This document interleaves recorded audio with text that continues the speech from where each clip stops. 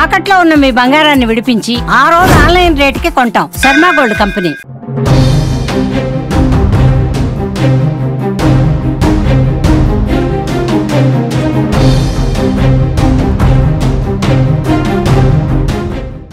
నమస్తే, welcome to Suman TV.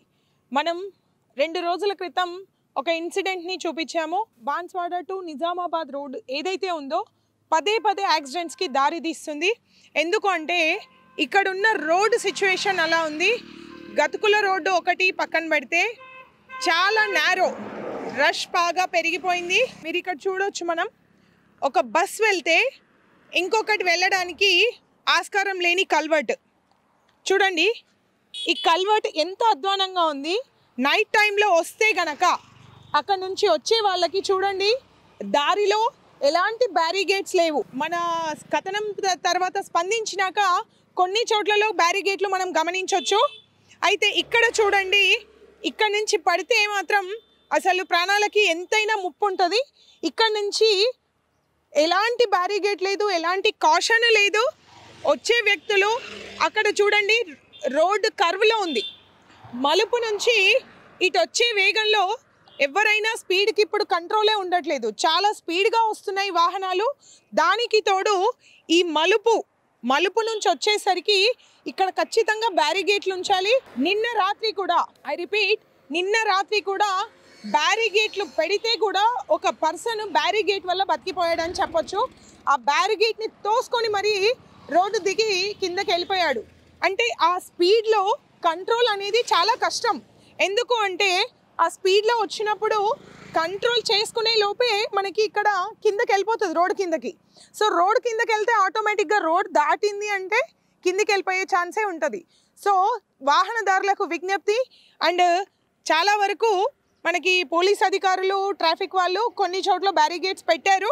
But ఈ culvert చూసుకున్నట్టయితే చాలా డేంజరస్గా ఉంది. వాహనదారులు ఎవరైనా ఒకవేళ అదుపు తప్పి వస్తే గనక మొహం పచ్చడైపోతానే చెప్పాలి. నిజంగా హెల్మెట్లు ఉంటేనే బతికిపోతారు. హెల్మెట్ లేకుండా గనక ఎవరైనా డ్రైవింగ్ చేస్తే వాళ్ళ సిచ్యువేషన్ మనం ఇంకా మాట్లాడడానికి ఉండదు. చూడండి ఎట్లా ఉంది దీని సిచ్యువేషన్. ఈ కల్వర్ట్ పరిస్థితి అయితే మరీ అధ్వానంగా ఉంది. మామూలుగా వచ్చే జనాలకి ఇది నైట్లో అర్థం కాదు. కంటిన్యూగా అయితే మట్టి రోడ్డు ఉందనుకుంటారు, లేదు అంటే రోడ్ అనుకుంటారు. ఇది కల్వర్ట్ అని ఏ విధంగా కూడా తెలియదు. సో ట్రాఫిక్ వాళ్ళు ఇంకొకసారి ఈ రోడ్లో తనిఖీ చేసి మరి ఎక్కడ బ్యారిగేట్లు అవసరం, ఎక్కడ కాషన్ బోర్డ్స్ అవసరం, సైన్ బోర్డ్స్ ఎక్కడ అవసరం అనేది చాలా వరకు గమనించి వీటిని తప్పించాలని కోరుకుంటున్నాం.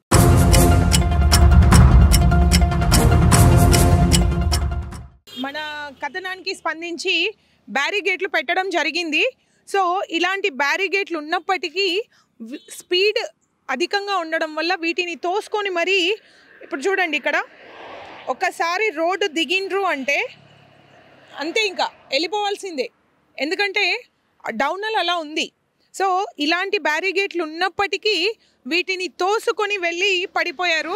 నిన్న ఒక ఇన్సిడెంట్ జరిగింది. అయితే స్పీడ్ ఆల్వేస్ థ్రిల్స్, మనం ఒప్పుకోవాలి. Speed always thrills but it kills.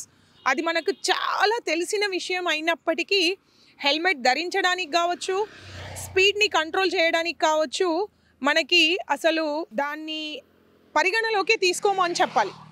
అది అందరికీ తెలుసు, అందరికీ అవసరమని తెలుసు. అది లేకపోతే ఎంతటి నష్టం జరుగుతుందో కూడా తెలుసు.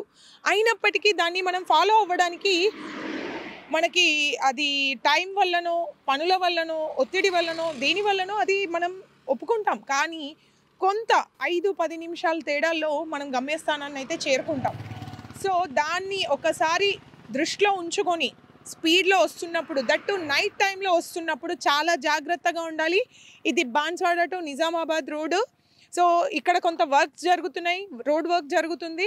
సో దాని పరంగా కూడా చాలా ప్లేస్లలో రోడ్ రిపేర్ జరుగుతుంది. సో కొత్త రోడ్ వేస్తున్నారు, 4 లైన్ కాబట్టి చాలా చోట్ల రోడ్ని డ్యామేజ్ చేసి దాన్ని మళ్ళీ రోడ్ వేస్తున్నారు. సో చాలా జాగ్రత్తగా ఉండాలి వాహనదారులు. హెల్మెట్ లేకుండా ఎట్టి పరిస్థితుల్లో మీరు మీ జర్నీని స్టార్ట్ చేయొద్దు.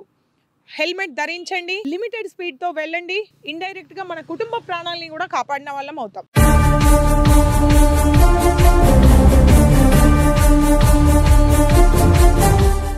నేను చెప్పాను కదా ఒక ఇన్సిడెంట్ జరిగింది నిన్న అని. సో రోడ్ని గమనించండి, అక్కడి నుంచి హైట్లోంచి స్నోప్కి ఉంది. హైట్ నుంచి స్నోప్కి వస్తున్నప్పుడు ఏ వెహికల్ అయినా ఇంకొంచెం స్పీడ్ పెరుగుతుంది. సో ఇలా వచ్చిన వెహికల్ ఇక్కడి నుంచి అదుపు తప్పి బ్యారిగేట్ని తోసుకొని మరీ, చూడండి, బ్యారిగేట్ని తోసుకొని మరీ వెళ్ళిపోయి పడిపోయాడు. సో అతని ప్రాణాలని కాపాడింది అతని హెల్మెట్ మాత్రమే. సో ఇక్కడి నుంచి వెళ్ళి మీరు కింద గమనించండి, అక్కడ పైప్ కోసం వేసిన పిల్లర్స్ ఉన్నాయి. సో వాటికి తల గనక కొట్టుకుంటే అసలు మనిషి తిరిగిరాని లోకాలే ఇంకా. సో ఆలోచించండి, ఈ బ్యారిగేట్లు ఉన్నప్పటికీ ఈ పరిస్థితి ఇలా ఉంది. వెళ్ళి సీదా అక్కడ గుద్దుకొని పడిపోయాడు. సో ఎందుకు అంటే రిపీటెడ్గా చెప్తున్నాను, హైట్లోంచి కిందకి ఎప్పుడైతే డౌనల్లోకి వస్తుంటామో వెహికల్ స్పీడ్ కంట్రోల్లో ఉండదు. అండ్ దానివల్ల మనం ఇంకొంత స్పీడ్లో ఉన్నా, ఏమాత్రం ఏమరపాటుగా ఉన్నా పరిస్థితి ఇలా ఉంటుంది. ఇది పరిస్థితి.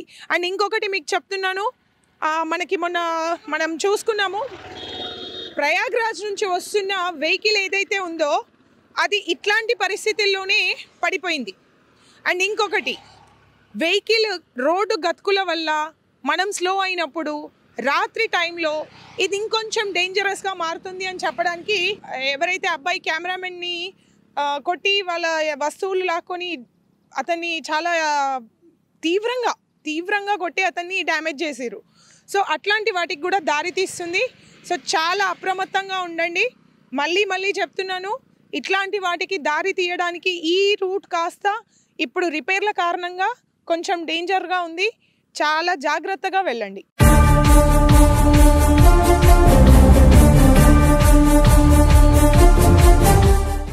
చూడండి, అదుపు తప్పి ఆ వెహికల్ ఇలా రావడం వల్ల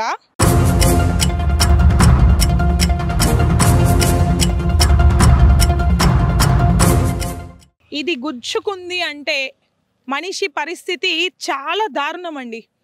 చూడండి, అక్కడి నుంచి నేను మనిషి లోతు కంటే ఆల్మోస్ట్ ఎక్కువగా ఉంది, వచ్చి అక్కడ పిల్లర్కి గుద్దుకున్నా.